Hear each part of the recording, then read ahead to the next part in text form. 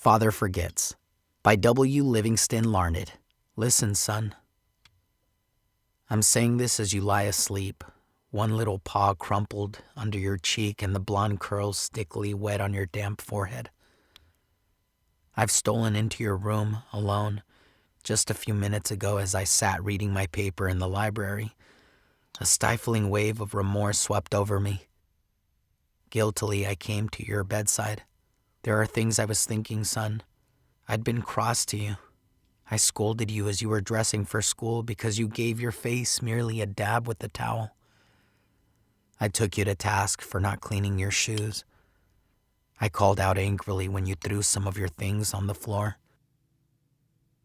At breakfast, I found fault too. You spilled things, you gulped down your food, you put your elbows on the table, you spread butter too thick on your bread. And as you started off to play, and I made for my train, you turned and waved a hand and called, "Goodbye, Daddy."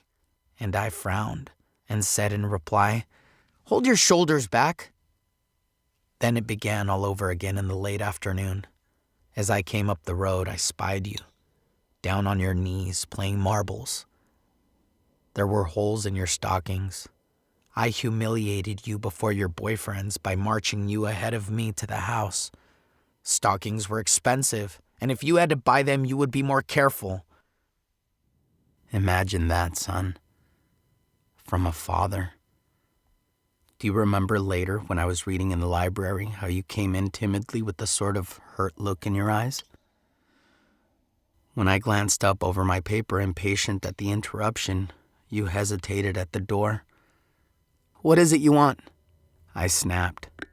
You said nothing, but ran across in one tempestuous plunge and threw your arms around my neck and kissed me, and your small arms tightened with an affection that God had set blooming in your heart, and which even neglect could not wither. And then you were gone, pattering up the stairs. Well, son, it was shortly afterward that my paper slipped from my hands and a terrible, sickening fear came over me. What has habit been doing to me? The habit of finding fault, of reprimanding. This was my reward to you for being a boy.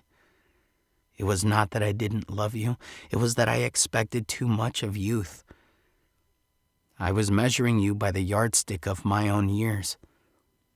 And there was so much that was good and fine and true in your character. The little heart of you was as big as the dawn itself over the wide hills. This was shown by your spontaneous impulse to rush in and kiss me goodnight. Nothing else matters tonight, son. I've come to your bedside in the darkness, and I have knelt there, ashamed. It is feeble atonement. I know you wouldn't understand these things if I told them to you during your waking hours. But tomorrow, I will be a real daddy. I will chum with you and suffer when you suffer, and laugh when you laugh. I will bite my tongue when impatient words come. I will keep saying, as if it were a ritual, "He is nothing but a boy. A little boy." I'm afraid I've visualized you as a man. Yet as I see you now, son, crumpled and weary in your cot, I see that you are still a baby. Yesterday you were in your mother's arms, your head on her shoulder. I have asked too much. Too much. Instead of condemning and criticizing others, perhaps it would be better to try to understand them, to try to figure out why they do what they do. That's a lot more profitable and intriguing than criticism, and it breeds sympathy, tolerance, and kindness, rather than contempt.